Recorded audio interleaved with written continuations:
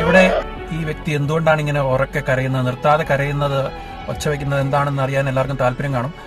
അപ്പൊ ഇത് ഇനി അറിഞ്ഞാൽ തന്നെ ഇത് ഓവറാണെന്ന് പറയുന്ന കുറച്ച് ആൾക്കാരും എപ്പോഴും കാണും. അപ്പൊ ഇവിടെ എന്താണ് സംഭവിച്ചാൽ, വയനാട്ടിലെ ഉൾവനത്തിൽ സ്വന്തം അമ്മയെ 3 ദിവസം കാണാതെ അന്വേഷിച്ചിട്ട് അവസാനം പോലീസും തണ്ടർബോൾട്ടും എല്ലാം ഒരുമിച്ച് തെരച്ചിൽ നടത്തിയപ്പോൾ രാവിലെ അമ്മയെ ഒരു പോറൽ പോലും ഏൽക്കാതെ തിരിച്ചു കിട്ടിയപ്പോഴുണ്ടായ പെട്ടെന്നുള്ള റിയാക്ഷനാണ്. സന്തോഷത്തിന്റെ ആണോ ഒരു ഷോക്കിന്റെയൊക്കെ കരച്ചിലായിട്ട് തന്നെ നമുക്ക് ഇതിനെ കണക്കാക്കാം. അതായത് ഓർമ്മക്കുറവൊക്കെ ഉള്ള ഒരു അമ്മയാണ്. വന്യമൃഗങ്ങളുള്ള കാടാണ്. 3 ദിവസം ഭക്ഷണമില്ലാതെ ഗ്രാമവാസികളൊക്കെ ഇനി ജീവനോടെ കിട്ടില്ല എന്ന് വിധിയെഴുതിയ ഒരു അമ്മയാണ് പെട്ടെന്ന് മുമ്പിൽ ഒരു പോറൽ പോലും ഏൽക്കാതെ നിൽക്കുന്നത് കണ്ടത്. അപ്പോൾ സ്വാഭാവികമായും ഒരാൾക്ക് അമ്മയുടെ ജീവൻ തിരിച്ചു കിട്ടിയ ആ സന്ദർഭത്തിൽ ഇതുപോലെ റിയാക്ട് ചെയ്തെന്നിരിക്കും. എല്ലാവരും വ്യത്യസ്തരാണ് എന്ന യാഥാർത്ഥ്യം നമ്മൾ തിരിച്ചറിയേണ്ടതാണ്.